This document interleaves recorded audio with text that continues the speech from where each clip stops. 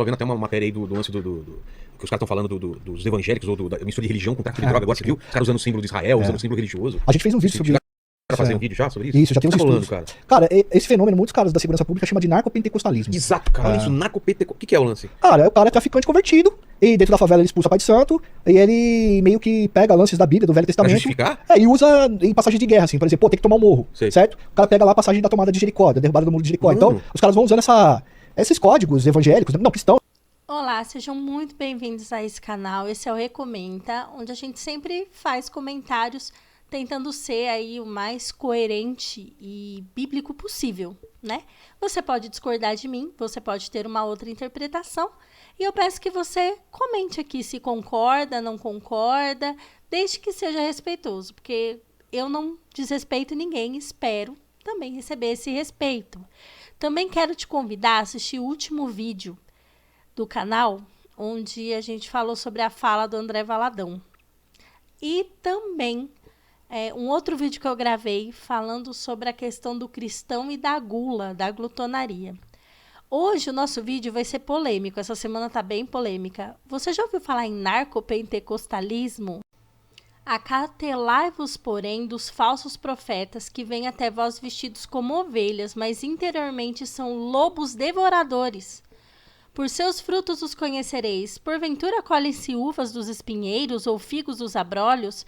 Assim toda árvore boa produz bons frutos, e toda árvore má, frutos maus. Não pode árvore boa dar maus frutos, e nem árvore má dar frutos bons. Toda árvore que não dá bom fruto, corta-se e lança-se no fogo. Portanto, pelos frutos os conhecereis. Nem todo que me diz Senhor entrará no reino do céu, mas aquele que faz a vontade do meu Pai que está no céu. Muitos me dirão naquele dia, Senhor, Senhor, não profetizamos em teu nome? Não expulsamos demônios? Em teu nome não fizemos muitas maravilhas? E então eu lhes direi abertamente, nunca vos conheci. Apartai-vos de mim, vós que praticais a iniquidade. Todo aquele, pois, que escuta as minhas palavras se assemelha ao homem prudente que edificou a sua casa sobre a rocha. A bandidagem não tem limite nenhum, porque um bando de criminosos tem usado a religião, a fé dos outros para poder conquistar espaço no tráfico e ter apoio da comunidade. Só que a polícia conseguiu fazer o quê? Investigar. E depois da investigação, a polícia conseguiu desarticular essa quadrilha e colocou 17 traficantes do Exército de Deus, como eles gostam de ser chamados, atrás das grades. Podemos dizer que são lobos em peles de cordeiro. Agora, claro, vamos conversar com Deus. Vamos ter muito tempo agora para falar com Deus, né? Vai ter tempo para ler a Bíblia, pegar a harpa, cantar o da harpa. Eu ouvi o Glória Fabiano. Glória a Deus. Na tela do Brasil e na máquina, vai lá. Um território controlado por traficantes e se intitulam como o Exército do Deus Vivo. 5 comunidades são dominadas pelas tropas de Álvaro Malaquias Santa Rosa, o Peixão. Entre elas, Parada de Lucas, Vigário Geral e Cidade Alta, todas na zona norte do Rio. O local passou a ser chamado de Complexo de Israel. A Estrela de Davi é uma referência bíblica usada pelo grupo, mas na prática, o nome de Deus serve apenas para conquistar mais de 134 mil habitantes. Moradores que são vigiados por traficantes 24 horas. A câmera de segurança em toda parte. Até o comércio também é monitorado. O objetivo é silenciar quem vive na região. A Polícia Civil fez uma operação no Complexo de Israel e enfrentou o poder de fogo dos bandidos. Os agentes revidaram. Foram mais de 30 minutos de intensa troca de tiros. 17 traficantes foram presos. Um arsenal foi encontrado em Parada de Lucas. O local era usado como bunker que fica nesta ONG. A ONG realizava algumas atividades próprias de organizações não governamentais, justamente para camuflar seu verdadeiro viés, que era esconder armamento do tráfico e esconder procurado da justiça. Na apreensão estavam metralhadoras .50 e .30. Uma .50, uma .30, 762 à vontade, 156. As armas têm capacidade de derrubar aeronaves e perfurar veículos blindados. Uma máquina automatizada também foi encontrada. O equipamento era sofisticado e tinha como função embalar drogas. Peixão conseguiu escapar, mas investigações apontam que o bandido se aliou a traficantes da Vila Aliança, na zona oeste do Rio, para expandir o controle em favelas da Baixada Fluminense. A gente já vinha notando uma movimentação atípica de criminosos de outras regiões, com a atuação da mesma facção, se dirigindo para aquela localidade. E a DRE, de acordo com a sua investigação e o trabalho de inteligência e monitoramento que vinha sendo realizado, detectou que esses marginais se encontrariam ali para fazer invasões a outras localidades, principalmente em comunidades da Baixada Fluminense. Para você que não sabe, a igreja protestante, né, a igreja evangélica, ela tem muitas ramificações. E uma delas é o neopentecostalismo. Eu vou falar bem por cima para ser breve, se você quiser depois você pode fazer uma pesquisa mais profunda. Tem o primeiro movimento, que é o movimento reformado, que isso foi durante a Reforma Protestante, lá em Lutero, em 1500 e alguma coisa aí. Depois veio o movimento pentecostal, no início dos anos de 1900, começou lá nos Estados Unidos, né, que são igrejas como a Assembleia de Deus, Igreja Quadrangular, são igrejas que acreditam no batismo no Espírito Santo como o dom de língua sendo uma evidência desse batismo. E aí surgiu o neopentecostalismo entre os anos 80 e 90. Se a gente for ver, a maioria das igrejas brasileiras são neopentecostais. O que caracterizaria isso? A entrada do judaísmo dentro do evangelho. É óbvio que o cristianismo ele veio de uma linha judaica, né? Veio do povo de Israel. Mas algumas dessas práticas, elas anulam o sacrifício de Jesus, né? Mas eu não estou aqui para criticar a igreja neopentecostal. Mas eu vou falar algumas características. Geralmente tem um líder, que é o maior de todos, e que deve ser honrado, né, e respeitado, e obedecido. Geralmente vem junto com teologia da prosperidade. Sempre vai ter aqueles apelos de... faça um propósito com Deus, e esses propósitos são sempre financeiros. Faça um propósito com Deus e você vai colher a 100 por 1. Geralmente são esse tipo de abordagem. Traz muito simbolismo judaico, como o Talit, a estrela de Davi, a menorá, a mezuzá. Então, essas são as principais características do neopentecostalismo, né?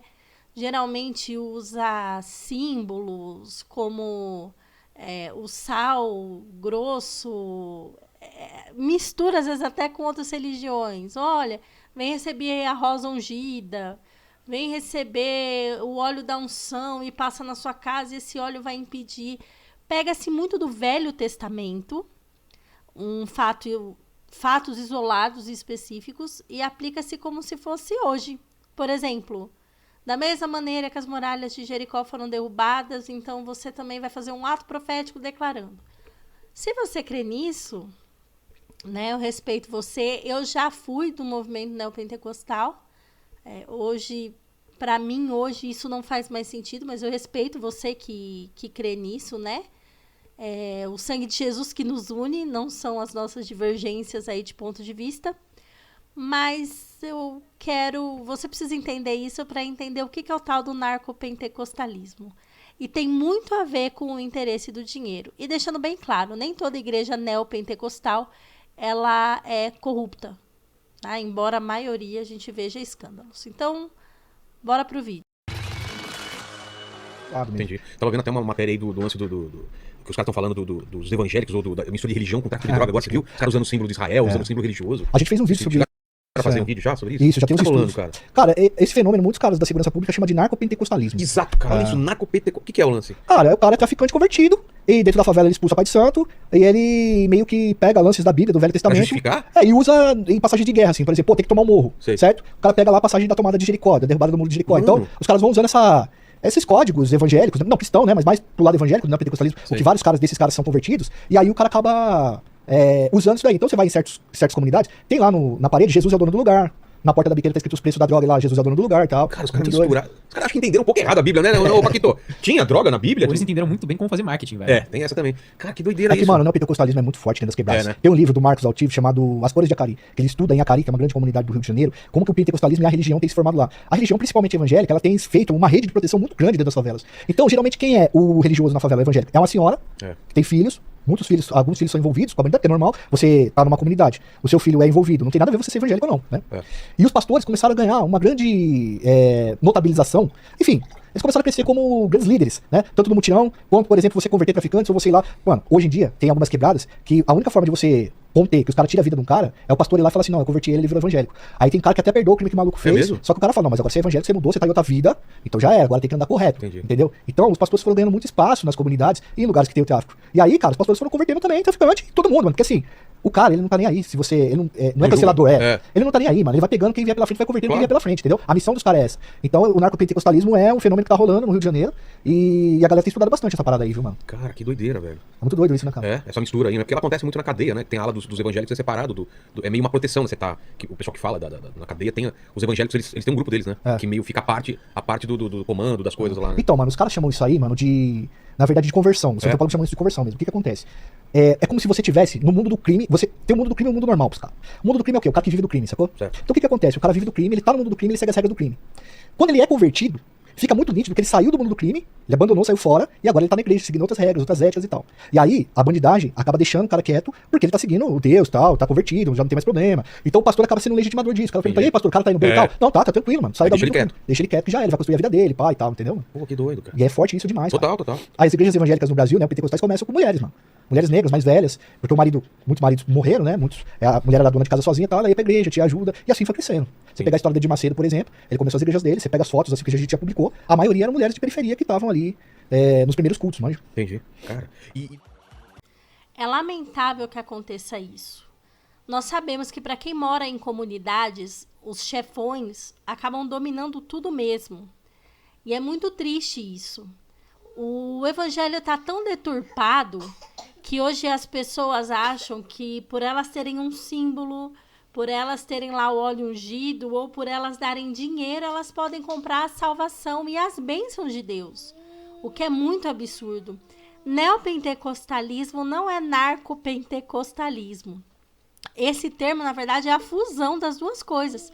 É quando os chefes desses grupos aderem a essa fé, a essa crença, que deixando bem claro, isso não se refere a todos os evangélicos, tampouco a todos os neopentecostais, mas eles, por acreditarem nisso, eles acreditam que Deus vai protegê-los e vai prosperá-los, porque na verdade o coração está no dinheiro.